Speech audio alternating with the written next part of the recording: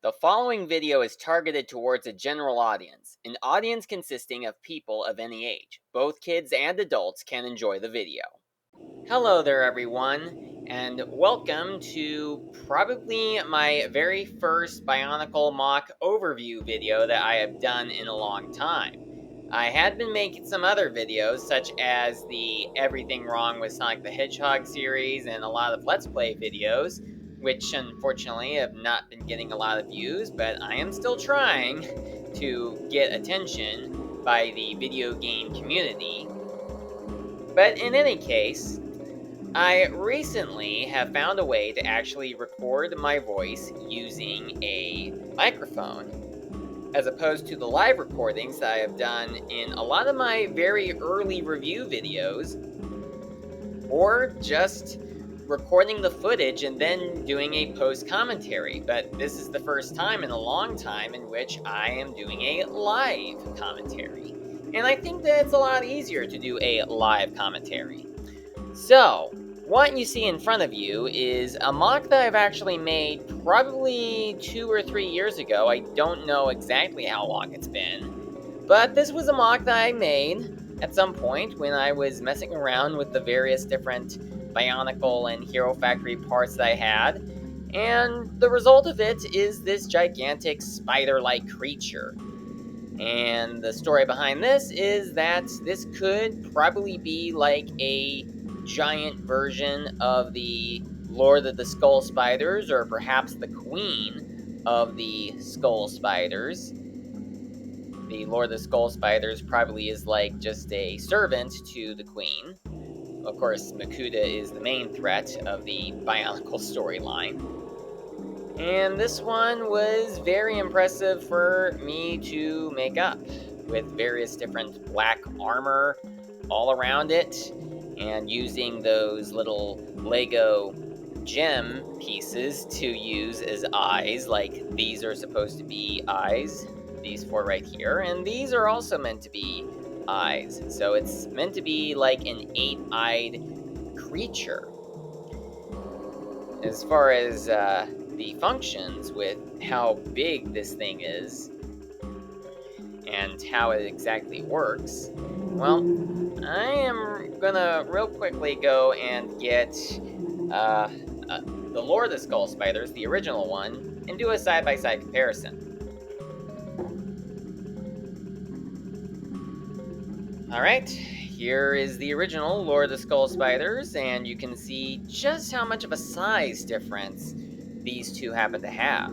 Like, the Lord of the Skull Spiders is pretty small, around a, well, it was a $15 set at the time that it was released in. It'll probably cost a lot more today, given how expensive the Generation 2 Bionicle sets have become in the more recent years, even though it's only been like 7 years since the second generation had been canceled.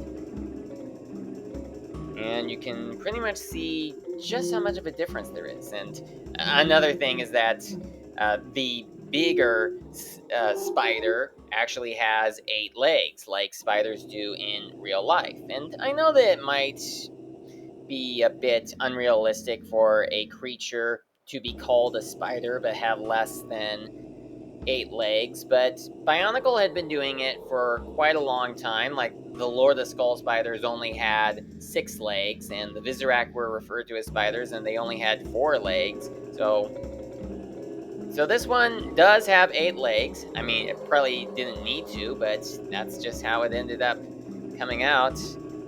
And this one is built from a combination of different character and creature building system parts that were first introduced in Hero Factory and later used in Generation 2 of Bionicle, as well as a few of the G1 Bionicle parts. It's kind of really hard for me to distinguish what parts are from Generation 1. Well, one part is that I use one of the lower Vaki body pieces, the ones that attach to the legs, for the upper jaw of the giant spider creature that I have here.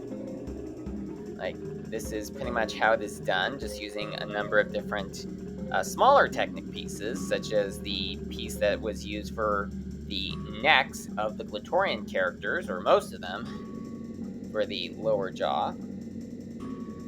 And the legs, right here, they use a couple of the tri-pieces that were first introduced with Waspix in the Hero Factory Savage Planet series. I used a couple of them on this.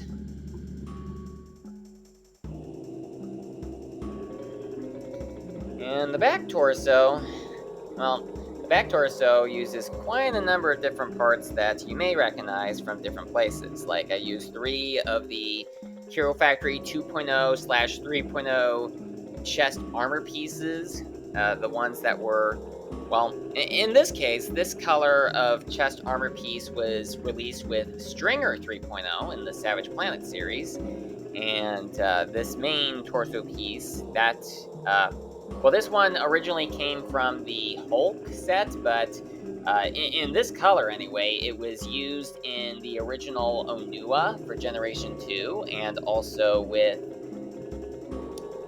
Umarak the Destroyer in the Summer Wave of 2016.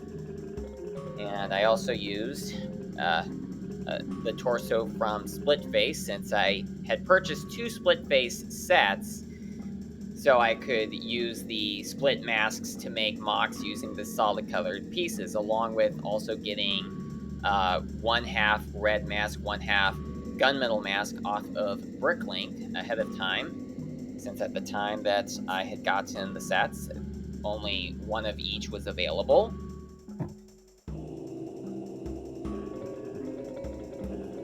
And I actually used the G1 Bionicle Technic pieces. Well, I know they were around for much longer than G1 Bionicle. They were used in the Throwbot sets that came out before Bionicle, but I used a lot of them on this rather than the more updated Technic pieces that would later be introduced.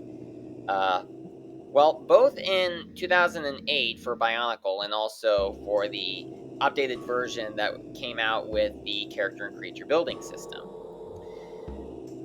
I'm not really sure if there's any story relevance that I could come up with for this thing. Maybe it's just a gigantic spider creature that exists on the island of Akoto, like maybe one that is buried deep underground, like maybe deeper than the Earth region on the island. Like maybe this creature is down so deep into the island that nobody, not even the villagers from the Earth Village, have ever seen this. Like, no protector of Earth has ever seen this, and neither have any of the other protectors of any element.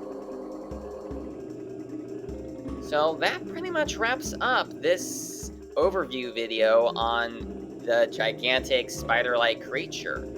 Just a fun thing that I decided to make. I did want to try to make something similar to the queen of the skull spiders that Jane Bricks had done when Generation 2 of Bionicle had come out back in 2015, but obviously he never provided instructions on how to build it, and it was very difficult to identify where each of the parts would go based upon what we could see. Like, some of his MOCs were very easy to replicate, others were not so much without instructions.